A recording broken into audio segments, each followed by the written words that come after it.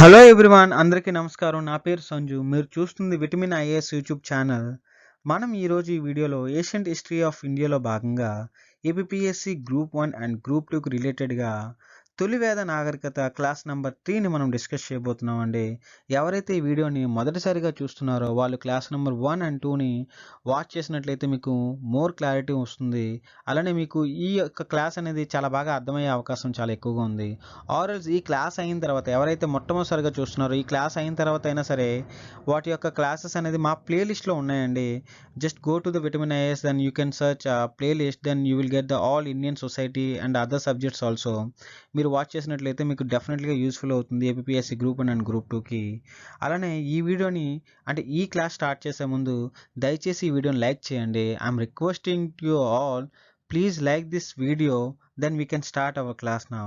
Let's start our the discussion about Toliveda Nagarikata class number 3.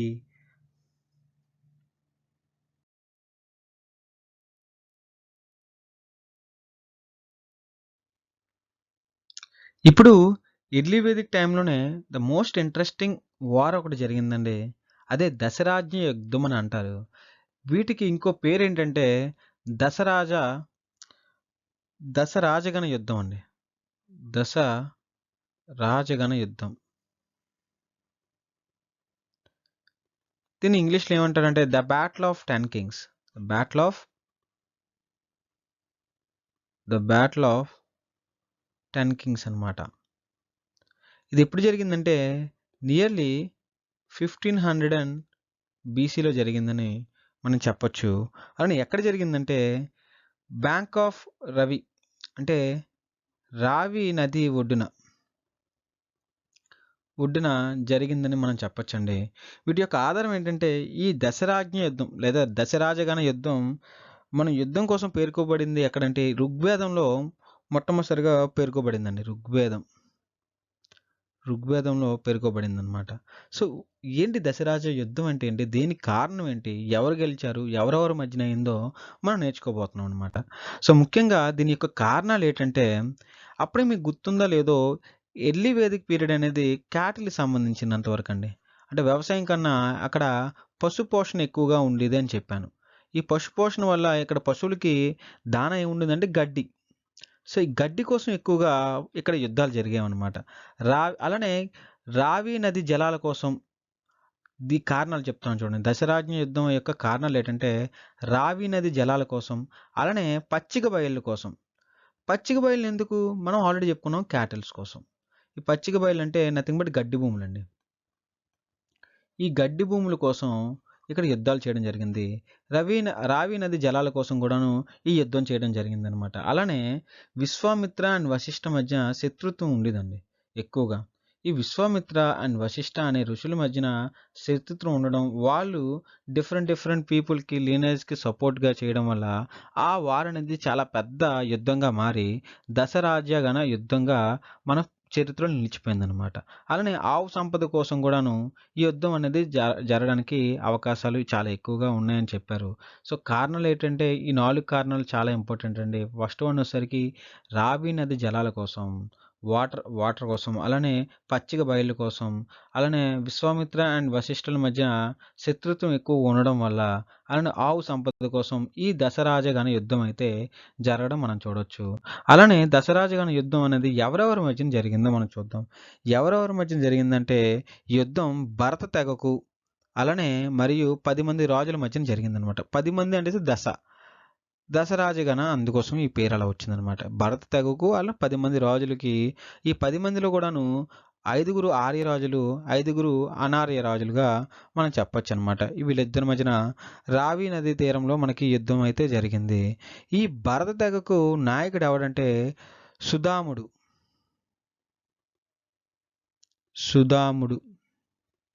వీటిని Sudan అంటారనమాట. ఇతన్నే Sudan అంటారు. ఈ భరత తెగకు ఎవరు సలహాదారులుగా ఉన్నారంటే వశిష్ఠులు. ఇప్పుడు భరత తెగకు ఆపోజిట్గా ఉన్నది పురు తెగ అండి. ఈ పురు తెగకి 10 మంది అంటే ఈ 10 మంది రాజులు, అన్ని ఆర్య రాజులు అని అనారాజులు ఉన్నారు కదా, వీళ్ళందరూ కలిపి ఒక తెగగా ఏర్పరిచారు. ఆ తెగే పురు తెగ అనమాట. ఈ పురు తెగకి నాయకులు ఎవరంటే కుస్స. కుస్సా అనమాట. ఈ నాయకులితను. అలానే సలహాదారులు ఎవరంటే ఇంకెవరండి విశ్వామిత్రుడు. విశ్వామిత్రుడు. ఓకే. సో, ఈ యుద్ధంలో మనకి ఎవరెవరికి మధ్య జరిగిందంటే భరత తెగకు మరియు కురు తెగ. కురు తెగ అంటే ఎవరంటే 10 మంది రాజులు కలిపి ఒక తెగగా ఏర్పరిచారు. 10 మంది రాజుల్లో 5గురు ఆర్య రాజులు, ఇంకా 5గురు అనార్య రాజులుగా మనం చెప్పొచ్చనమాట. భరత తెగకైతే సుదాముడు, కురు తెగకైతే కుస్స. భరత తెగకి సలహా అడ్వైజర్ ఎవరంటే వశిష్ఠులు. ఇక్కడ కురు తెగకి అడ్వైజర్ ఎవరంటే విశ్వామిత్రులుగా మనం చూడొచ్చు. అయితే మొత్తానికి ఎవరు గెలిచారంటే భరత తెగ గెలిచిందని మనం చెప్పొచ్చండి. ఈ యుద్ధంలో ఎవరు గెలిచారంటే భరత తెగ.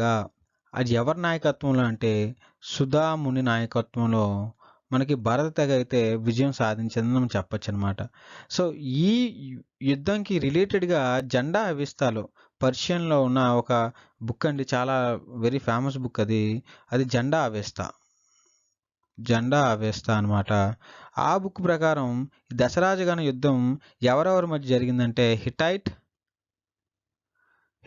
అండ్ మితాని అనే తెగల మధ్య జరిగింది అని చెప్పడం జరిగిందనమాట. అంటే ఇక్కడ వాళ్ళ యొక్క లాంగ్వేజ్‌లో హిట్టైట్, మితానీగా మార్చుకోవడం గాని, లేకపోతే వాళ్ళ యొక్క ట్రాన్స్‌లేషన్ ప్రాసెస్‌లో జెండా అవస్థలో హిట్టైట్ అండ్ మితానీ అని రాయడం అయితే జరిగింది. బట్ మన ఋగ్వేదంలో పురు అండ్ భరత తెగల మధ్యన మనం చూడొచ్చనమాట. ఓకే. అలానే ఆర్యరాజుల తెగ ఎక్కడంటే భరత, అలానే ఆహ్, ఎవరు నదీ గాంధారులు. సో, వీళ్ళందరూ కూడాను ఆర్యుల్లోకొస్తారు. అనార్యుల్లోకొస్తే కీటక, కిరాత, పరవత. సో, వీళ్ళందరూ కూడా అనార్యుల్లోకొస్తారు. అనార్యులు, ఆర్యులు 2 కలిపి పురు తెగ అయితే ఎస్టాబ్లిష్ చేసి, ఆ పురు తెగేమో మన ఈ తెగకి ఫైట్ చేయడంతో పురు తెగ ఓడిపోయి భరత తెగ అయితే రావడం అయితే మనం చూడొచ్చనమాట. అలానే మనం ఈ ఎర్లీ వేదిక్ పేజ్‌లో రిలీజియన్ అనేది ఎలా ఉందో తెలుసుకుందాం. రిలీజియన్ విషయానికొస్తే ఈ ఋగ్వేద మతమును మోనోథియిజం అని అంటారండి. మోనోథియిజం అని చెప్పొచ్చు. మోనోథియిజం అంటే ఇంకేం లేదండి. మోనోయిజం అని గూడా అంటారనమాట. భగవంతుడు ఒక్కడే, రూపాలనేది ఫార్మ్స్ అనేది డిఫరెంట్. భగవంతుడు భగవంతుడు ఒక్కడే అని చెప్పడం అనమాట మోనోథియిజం. అంటే భగవంతుడు అనేది ఒక భావనగా, ఒక ఫిలాసఫీగా మనం భావించడం జరుగుతుంది ఈ ఋగ్వేద టైంలో. అందులో దేవుడు అనేవాళ్ళు ఎక్కడి నుండి ఉద్భవించిందంటే దివాన్ అనే పదం నుండి. ఈ పద్యం కాదండి. దివాన్ అనే పదం నుండి అయితే రావడం వచ్చింది దేవత అని అర్థం అనమాట. ఈ దివాన్ అంటే ఇంకేం కాదండి. దివాన్ అంటే వెలుగు అని అర్థం. వెలుగు అని అర్థం అనమాట. అలానే యానిమిజం అనేది ఉండేదండి. అంటే వీరు నేచర్‌ని, అంటే ప్రకృతిని ప్రేమించేవారనమాట. నేచర్‌ని ప్రేమించేవాళ్ళు. ఇక్కడున్న మేఘాలను గాని, వర్షాన్ని గాని, అలానే ఎండని గాని, సూర్యుని గాని, చంద్రుని గాని, సో, అక్కడ ఉన్న మొక్కలను గాని అన్నిటికి పూజించేవాళ్ళనమాట. దీన్ని యానిమిజం అని అంటారు. అలానే వీరికి అంటే ఒక ఫిలాసఫీ మాత్రమే, అదొక రిచువల్ కాదండి. That's why they don't have any temples architecture. Temples architecture అనేది మనకు కనబడదండి. టెంపుల్స్ ఎప్పుడు కూడా మనకు కనబడేది ఎక్కడంటే మనకి ఆఫ్టర్ మనం చెప్పుకుంటే విష్ణు కుండీల నుండి కూడాను మన ఆంధ్రప్రదేశ్‌లో గాని, విష్ణు కుండీల టైంలో, ఇక్ష్వాకుల టైంలో ఎక్కువగా మన దేవతల యొక్క టెంపుల్స్ ఎక్కువ కన్‌స్ట్రక్షన్ అయితే చేయడం జరిగింది. ఇక్ష్వాకులు, విష్ణు కుండీలు వీళ్ళందరూ కూడాను టెంపుల్స్‌లో ఎక్కువగా ఆరితేరిపోయి ఉన్నారు. బట్ దానికంటే ముందు మనకి ఎలాంటి దేవాలయాలు లేవు. బట్ పెద్ద పెద్ద ఫంక్షన్ హాల్ ఉండేవి. పెద్ద పెద్ద హాల్స్ ఉండేవి గానీ ఇట్స్ నాట్ లైక్ ఎ దేవాలయం. It's like a resting place అని చెప్పొచ్చు. లేదా ప్రేయర్ ప్లేస్ అని చెప్పొచ్చు. కానీ అక్కడ దేవాలయం అనే ఒక వైబ్ అయితే లేదనమాట. So, there is no temples architecture in the early Vedic period అని చెప్పొచ్చనమాట. మన ఋగ్వేదంలో ఇంపార్టెంట్ గాడ్స్‌ని చూసినట్లయితే అగ్ని అండి. అగ్ని అనేది దేవునికి దేవునికి, భక్తునికి మధ్యన మీడియేటర్‌లా ఉండేవాళ్ళనమాట. భక్తునికి మధ్యవర్తిగా ఉండేవారు.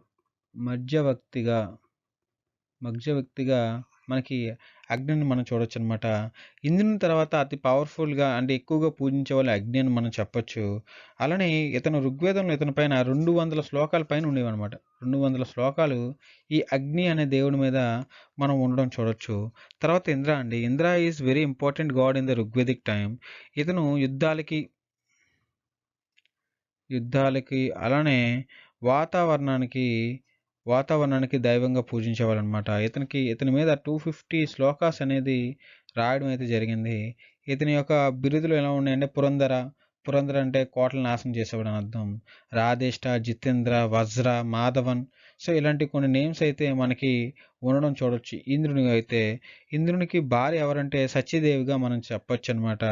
ఇతని యొక్క ఆయుధం ఏంటంటే వజ్రాయుధం అండి. ఇతని యొక్క ఆయుధం ఏంటంటే వజ్రాయుధం. ఇతని యొక్క ఐరావతం అండి. ఇతను ఒక వాహనం ఏంటంటే ఐరావతం. మనం చూడొచ్చు, ఏనుగుని మనం చూడొచ్చు. సో, ఇవన్నీ కూడా ఇంద్రుడికి సంబంధించినంత వరకు. అలానే ఇప్పుడు మనం వరుణ దేవునికి సంబంధించినంత వరకు చూద్దాం. ఇతన్ని గాడ్స్ ఆఫ్ గాడ్ అంటారండి. గాడ్స్ ఆఫ్ గాడ్ అంటే దేవుళ్ళకే దేవుడనమాట. అలానే ఇతను విశ్వానికి చక్రవర్తి అంటే యూనివర్సల్ ఎంపరర్ అని కూడా అనొచ్చు ఇతన్ని. యూనివర్సల్ ఎంపరర్ అని కూడా అనొచ్చు. అలానే ఆహ్, ఈ వరుణ దేవుడు తన దగ్గర ఉన్న పాశంతో కొన్ని పురాణాల ప్రకారం that is not important. But ఇతనికి టైటిల్స్ కొన్ని ఉన్నాయండి. ఆ టైటిల్స్ ఏంటంటే రిత, అలానే అసురమర్దన అసురమర్దన అనే కొన్ని టైటిల్స్ ఉండడం మాత్రం మనం గమనించవచ్చు. అలానే ఇతనికి ఋగ్వేదంలో ఆర్యులు సర్వాంతర్యామిగా, ఇతన్ని సర్వకోవిదుడిగా, నీతి పరిపాలకులు కూడాను వరుణ దేవుణ్ణి పూజించడం మనం చూడొచ్చు. తర్వాత మనకి ఇంపార్టెంట్ ఏంటంటే రుద్ర అండి. సో, ఈ రుద్రాని మనకి గ్రీక్ దేవుడైన అపోలోతో పోలుస్తారనమాట.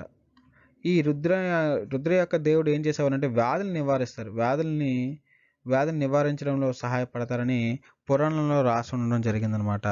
ఇది అపోలో దేవుడితో మనకి పోల్చడం అయితే జరుగుతుందనమాట. వ్యాధులను నివారించడానికి ఎక్కువగా ఉపయోగపడుతుంది దేవుని వ్యాధులను నివారించడానికి. అలానే గ్రీక్ దేవుడైన అపోలోలతో పోల్చుతారనమాట. తర్వాత మనకి ఇంపార్టెంట్ గాడ్స్ ఏమంటే సోమదేవ. ఈ సోమదేవ అంటే వృక్షాల దేవత అండి. వృక్షాల దేవత, ట్రీస్ గాడ్ అనమాట ఇతను. అలానే సోమరసం ఇతని ఋగ్వేదంలో 9వ మండలంలో సోమదేవునికి అంకితం చేయబడింది అనమాట. ఇది ఋగ్వేదంలో 9వ మండలం. ఈ 9వ మండలంలోనే మనకి వర్ణ సిస్టమ్ అనేది మనకు ఉండడం చూసాం. సో, తర్వాత వచ్చేసరికి మారుస్ అండి. ఇది తుఫాన్లు అనమాట. తుఫాన్స్కి దేవుడు అనమాట మారుస్.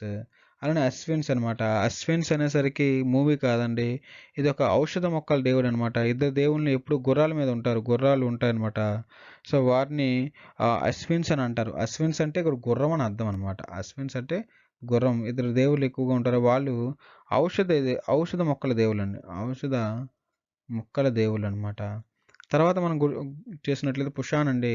ఇది రహదారుల దేవుడు. అలానే వాయువు అనేసరికి మనం గుర్తుపెట్టుకుని గాలికి దేవుడు అండి. గాలికి దేవుడు.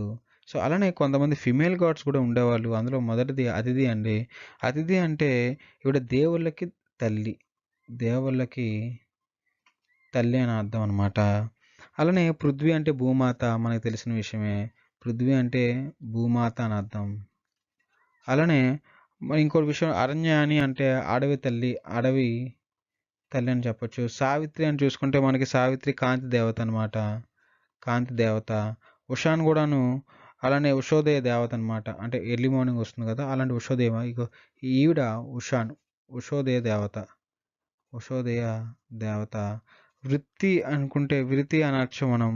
ఈవిడ డెత్ గాడ్ అనమాట. Death god. మృత్యుదేవత అని చెప్పొచ్చు. మృత్యుదేవత. థ్యాంక్ యూ ఫర్ వాచింగ్ అండి. ఇప్పటివరకు వీడియో చూస్తున్నారంటే ఖచ్చితంగా మీకు నచ్చే ఉంటుంది. ఎవరైతే వీడియోని లైక్ చేయలేదో ఇప్పటికైనా లైక్ చేయండి. అలానే ఎవరైతే ఈ ఛానల్ని సబ్స్క్రైబ్ చేసుకోలేదో దయచేసి ఈ ఛానల్ని సబ్స్క్రైబ్ చేసుకోండి. We're providing very good and very valuable content for the APSC group 1 and group 2 and other examinations like RRB, SSC and even UPSC యొక్క సిలబస్ను కూడా మేము అప్లోడ్ చేయబోతున్నాం. దయచేసి ఈ యూట్యూబ్ ఛానల్ని సబ్స్క్రైబ్ చేసుకోండి. అలానే ఈ వీడియోని లైక్ చేయండి దయచేసి. అలానే ఎవరైతే ఇంకా ఇండియన్ సొసైటీలో కానీ ఏపీ జాగ్రఫీలో కానీ క్లాసెస్ కావాలనుకుంటున్నారో మన విటమిన్ ఐఏఎస్ యూట్యూబ్ ఛానల్లో ప్లేలిస్ట్లోకి వెళ్ళి మీరు సెర్చ్ చేసినట్లయితే మీకు కావాల్సిన సిలబస్ మొత్తం ప్లేలిస్ట్లో ప్రొవైడ్ చేయడం జరిగింది. వాటి యొక్క లింకులు కూడాను ఈ డిస్క్రిప్షన్ బాక్స్లో మేము పింక్ చేయడం జరిగింది. అలానే కామెంట్ సెక్షన్లో కూడా పెట్టడం కూడా జరుగుతుంది. దయచేసి మీరు ఆ లింక్ ద్వారా మీరు ప్లేలిస్ట్‌లో వెళ్లి కంటిన్యూయస్‌గా మీరు ఇండియన్ సొసైటీకి సంబంధించిన ప్రతి క్లాస్‌ని కూడా అక్కడ మీరు ఫ్రీగా చూడొచ్చండి. And thank you for watching this video and don't forget to like this video and subscribe this channel and share this to your friends and relatives. Thank you so much. జై హింద్.